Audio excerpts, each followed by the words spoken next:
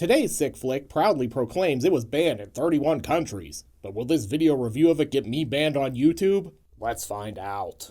Welcome to Sick Flicks, where I take a deep dive into the cinematic sewer to help you embrace your inner gore geek by examining some of the grossest and most disturbing movies ever made. I'm Mike Bracken, aka The Horror Geek, and today we're looking at Umberto Lenzi's splatter classic, Cannibal Ferox, aka Make Them Die Slowly. Released in 1981, at the tail end of the Italian cannibal film craze, Lenzi's feature has the distinction of being the most overtly vicious and gruesome film in the subgenre, a fact that marketing departments love to play up by claiming this was the most violent film ever made and proudly proclaiming that Cannibal Ferox was banned in 31 countries. Needless to say, this is not the most violent film ever made, and I've never seen an actual list of the 31 countries that supposedly banned it, but this is still pretty much the zenith of the Italian cannibal film cycle.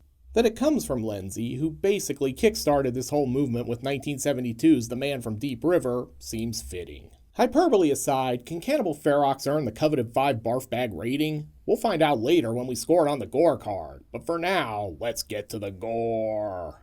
The film opens in New York City? Man, what is it with all of these savage cannibal movies starting in the Big Apple?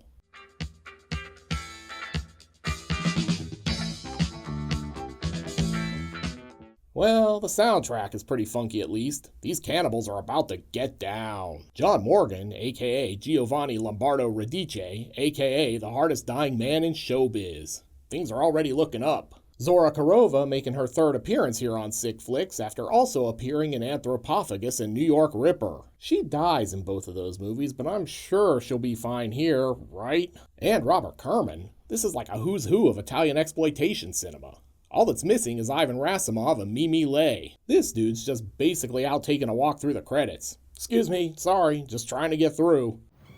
Mike? Yeah, I'm here. Oh, sorry, you were looking for a different mic. This happens a lot. Fun fact, this same apartment now rents for $8,500 a month. Dude doesn't find Mike, but he does find these low-rent mafia guys. I've got to get some horse. Come on, where's he gonna keep a horse in the city? Don't play cute. How about rugged? No? Maybe drugged out. I think that's in my range. We've been looking for your friend Mike for a month. So, wait, they've been looking for Mike for a month, and they're still in his apartment? I think they're really just house-sitting at this point. Or squatting. Anything about it? Come on, shit-face, where is he? Listen to that Foley work. Did they hire the Shaw Brothers sound crew for this? So you can tip him off, huh, shit-face? Man, these guys are really big on terrible nicknames for people. The mobsters are done screwing around and just waste this dude. I swear. Well, that escalated quickly. Sometime later, the cops show up, led by cannibal and porn film veteran Robert Kerman. Kerman surveys the scene and delivers some exposition, with the same dubbed-in voice he had in Cannibal Holocaust. You know what it sounds like to me? No. Sounds like a hassle between small-time pushers. I admire the commitment to continuity, if nothing else. After that, we finally get to the Amazon. I like that New York gets all the disco happy time music, while these establishing shots of the Green Inferno sound like they were scored by Hell's Symphony Orchestra.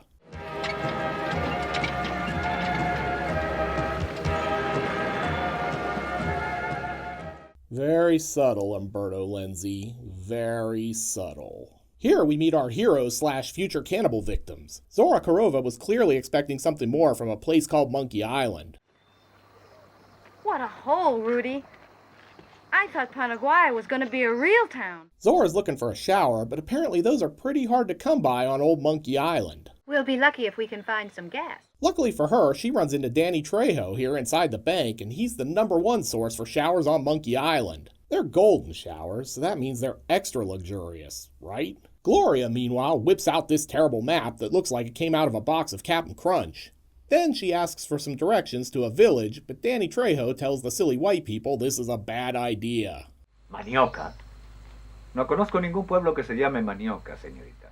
Then we're treated to this classic line reading. Well, Sergeant, how about that shower?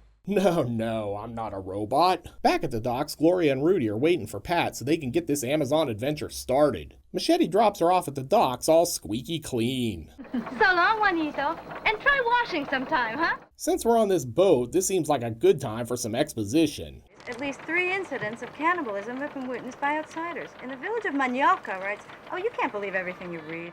Yeah, the kids today call that fake news. Gloria then explains what her thesis is about. My thesis claims that cannibalism as an organized practice of human society does not exist. You're in a movie called Cannibal Ferox. I'm guessing your thesis statement is about to be gruesomely disproven. Dr. Gloria goes off on a tangent here, which can basically be summed up this way. According to Gloria, man eat man is bullshit. Meanwhile, Zora Kerova's like, maybe I should have just stayed with Danny Trejo. Sure, he smelled like pork rinds and flop sweats, but at least he wasn't a total bore. Oh my god, look, it's baby Mothra. This dude just catches it and chows down on it. I'm Mothra now. Rudy then gets deep and sums it all up for us. The life of the weak for that of the strong. This seems like as good a time as any to point out that pretty much all of the Italian cannibal films featured real-life animal cruelty, wherein animals were killed on camera. I won't be showing any of those scenes in this video, but if you want to explore this subgenre, it's something to be aware of. Speaking of animals, Rango here winds up in the middle of the path, causing Rudy to get the Jeep stuck. Nice driving there, Mario Andretti. They get unstuck, but then immediately get stuck again. But wait, it gets worse. The engine's blown. There goes our transport. Now on foot, they wander through the jungle. Maybe they'll run into the characters from Emmanuel and the Last Cannibals while they're out here. Or maybe they'll just run into this bloody tribesman eating a delicious lunch of giant bugs. Juicy. They leave him to his meal and head deeper into the Green Inferno, but they don't realize they're surrounded by this Stone Age tribe of ninjas. They just watch them leave like white people. The next day, they continue the safari and find some dead natives. Hey lady, why not stick around for a while? Zora Kerova starts freaking out and Rudy has to settle her down with his pimp hand. That's enough! Cut it out! While that's going down, Giovanni Lombardo Radice comes out of the bush, and he's brought Elijah Wood with him. Yeah, we were on our way to Mordor to destroy the One Ring, and the Ents gave us bad directions. Anyway, if you think this is a good thing, well, let's dispel that notion right now. Cannibals. They attacked us. We gotta get out of here. Come on. Gloria's all like, well, damn, there goes 2 years of work on my thesis. They team up and make it to the river, where they stop for more exposition. Yeah, we're from New York, too. My name is Mike Logan. Oh, it's Mike. You remember the guy the Mafia dudes were looking for in New York. It's like our 2 movies are getting ready to hook up. Mike passes on the booze, but does offer to share his blow. No, I don't drink. This here is my speed. Cocaine? Want some? What a guy. Then he tells them some story about how he was in the jungle to get into the emerald mining business, but the cannibals objected. It was a bad scene. Those guys really have a lock on the emerald market. Gloria, who can see her PhD hopes sinking faster than the Titanic, asks this. But how can you be so sure they were cannibals? Mike's not having none of her jibber-jabber, so he tells her what they did to the Portuguese emerald hunter. They castrated him with a machete, and then they ate his genitals. The next morning, everyone wakes up to find Gloria missing. She's probably off working on a new thesis about how cannibals are totally real. Naturally, they do the smart thing and split up. I mean, what could go wrong? Well, aside from running into a bunch of stock footage from totally different animal documentaries, they could just randomly stumble right into the cannibal village. Shh. Oh, Christ, the village. Listen, let's turn back.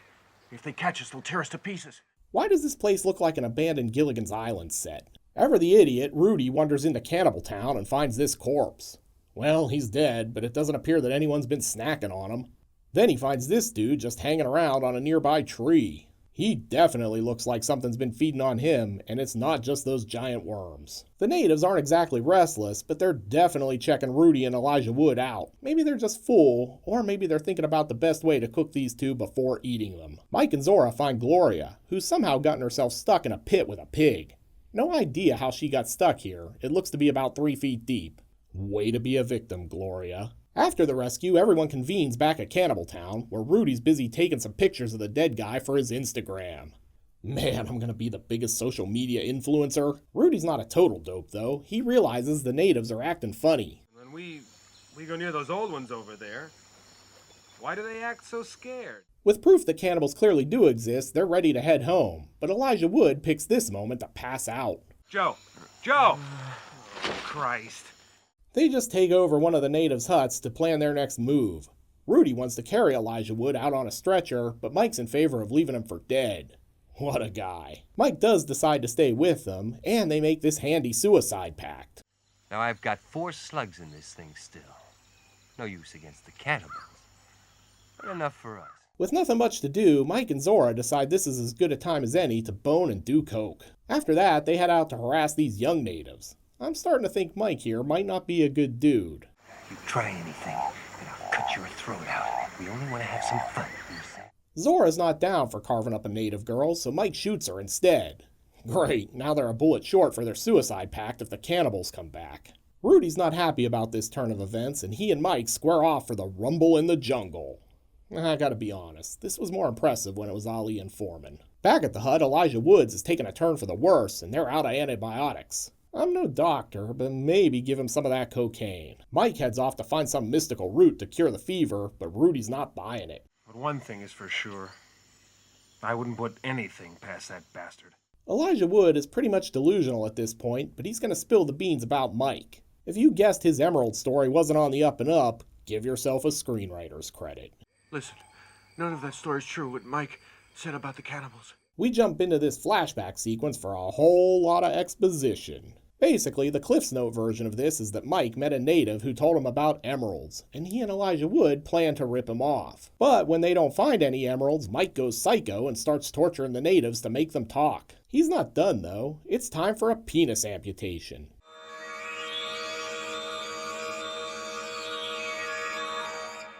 And really, it's been a few weeks since we had one of those on this show. I think we were due. So, wait. Basically, you're saying there are no cannibals? Huzzah! My thesis is saved.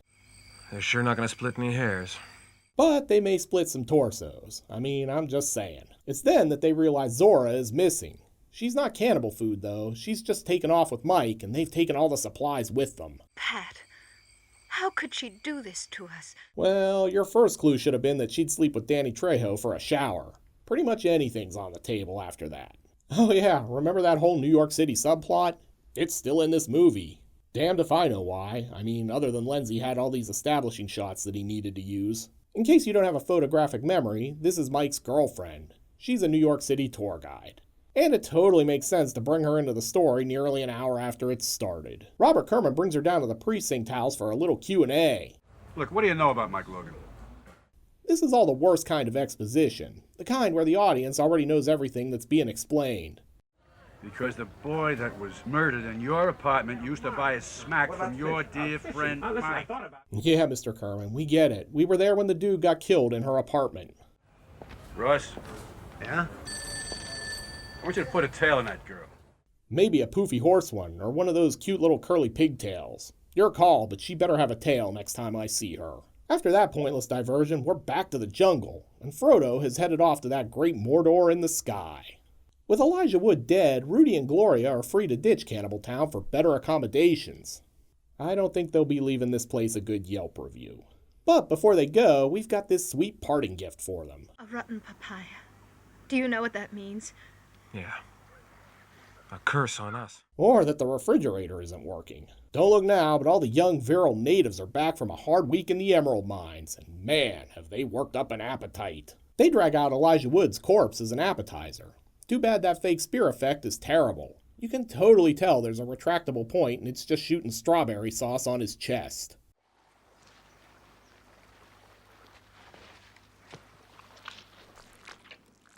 See? I told you they'd split torsos. Gloria's watching and is like, damn it, there goes my thesis again. Who knew academia would be such a roller coaster ride? The cannibals dig in. It's all you can eat night at Elijah Wood's rib shack and they're gonna get their money's worth. See? They're not messing around. They even take a to-go bag. Gloria and Rudy then flee for their lives, intercut with some more stock monkey footage because, hey, Lenzi paid for this shit and by God, they're gonna use it. They're about to make it back to the river, but they run right into a jump scare.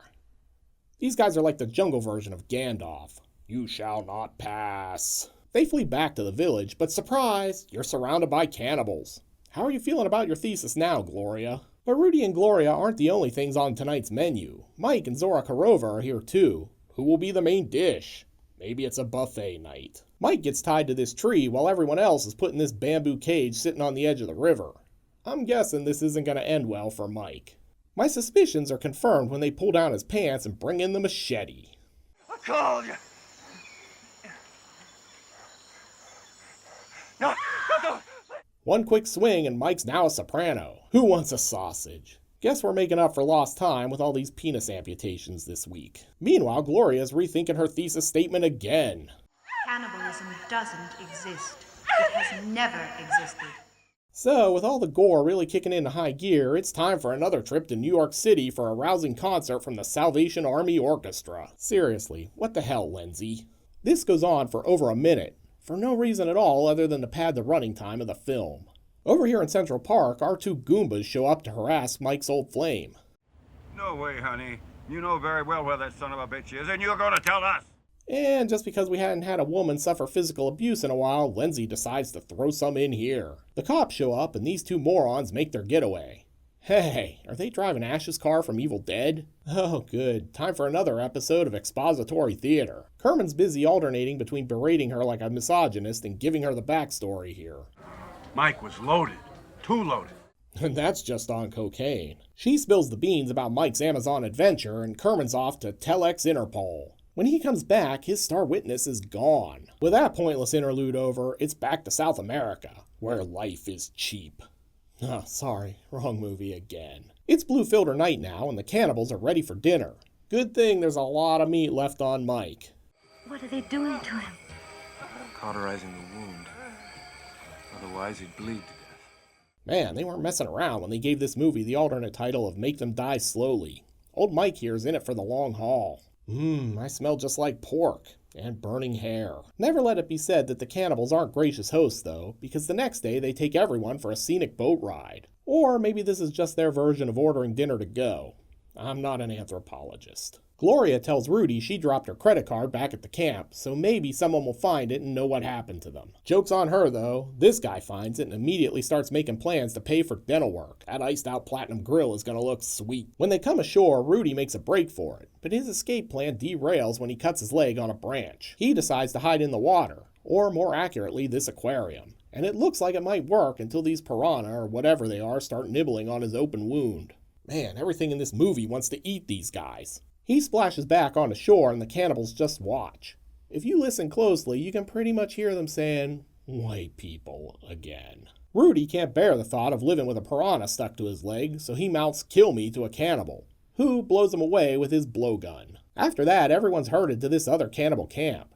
Here, they cage Mike and then put the ladies inside this giant mound. Down here, with everything looking bleak, Gloria decides this is a great time for a monologue. It's us, the so-called civilized people who are responsible for their cruelty. But it's Us and our superior society. She basically just cribbed this from Cannibal Holocaust. When she's done, it's time for some cannibal ice fishing as they lower this meat on a hook. They don't take the bait since it might be Rudy, but they do decide to provide a little after-dinner entertainment by breaking out into song. Come and sit by my side till you're leaving. Guess they couldn't get the rights to Hall & Oates' Man-Eater. At any rate, the cannibals seem unmoved by this performance. Hey, remember poor man's Danny Trejo? He's still in this movie too. Mike's girlfriend has come to Monkey Island with Jackie Treehorn and they're hot on his trail. Machete here tells them that not only did he pass through, but so did Gloria, Rudy, and Zora Kerova. Back at camp, Mike's making a break for it. He takes out this cannibal with a modified Vulcan nerve pinch. Spock would be proud. Zora and Gloria are about to be saved by this fine young cannibal, but Mike intervenes. Ever the class act, he cuts the rope, leaving them trapped in the mound as he makes his escape. Mike's girlfriend, meanwhile, has chartered an airplane to fly over the forest looking for them. How is she affording this on a New York City tour guide's salary? The plane flies overhead, but they don't spot Mike. But don't worry, the cannibals totally saw him. He's surrounded and back in custody. They're taking him back to camp, but getting through all that dense jungle foliage is tough work, so they ask him to lend them a hand. And this, ladies and gentlemen, is why Giovanni Lombardo Radice is the hardest dying man in Italian horror cinema history. Dude's down a hand and a penis, and he's still alive. Back in the mound, Zora and Gloria are talking, probably discussing what side dishes go best with them. I'd serve me with a nice salad and some rice. With Mike back in camp, it's time to get this cookout started. But before we eat, we've got to give Zora a mammogram in one of Cannibal Ferox's most infamous scenes. No! I've heard of girls getting their nipples pierced, but this seems a bit extreme. What do you guys think? Is this the most gruesome moment in the film? Let me know down in the comments section. The plane spots the abandoned Jeep and they land, and then these helpful cannibals return all of the group's belongings, including Mike's watch. I gave this watch to Mike. I had his initials engraved on the casing. That was his whole name, not his initials. This cannibal starts spilling his guts. Not literally, but I can see how you might be confused given the subject matter of this film. Except he's a filthy liar. Killer Crocodile was a whole different movie. He said that there were 5 people in a canoe. It was overturned, and they were all eaten by crocodiles. Back at camp, Zora's hanging out and Gloria thinks this is a Sho Kosugi movie as she prays for death. Oh, let her die soon. And let me die soon too, please. Remember that monkey brain scene in Faces of Death? Well, this is pretty much the human version. They lock Mike into this table apparatus, and then this cannibal's like, I'm just gonna take a little off the top. Brains. It's Blue Filter Night again, and this cannibal dude is back to save Gloria. He cuts her free, and they Metal Gear Solid their way out of cannibal country and into the green inferno. Her jungle tour guide leads her over the river and through the woods, but right before they get to Grandma's house, he trips this booby trap. You'd think the cannibals would give each other a heads up about where the traps were. Meanwhile, this boat of hunters is passing by when they hear some screams. That ain't no howler, man. Well, it's a howler, but yeah, definitely not a monkey. What do they find when they come ashore? A near-death Gloria, of course. Then it's back to New York for more rock and disco and stock footage. We make a pit stop at NYU where Gloria is recovered and about to receive her doctorate. Look at these 3 dorks. They look like a Krypton tribunal is about to sentence them to the Phantom Zone. What matters is the fact that she brought back confirmation of the correctness of her theory. Wait a minute, did she change her thesis? She's got first-hand proof that cannibals exist, after all. Or she could just lie. It's not like anyone who can dispute her claim is still alive. And with that, I give you Dr. Gloria.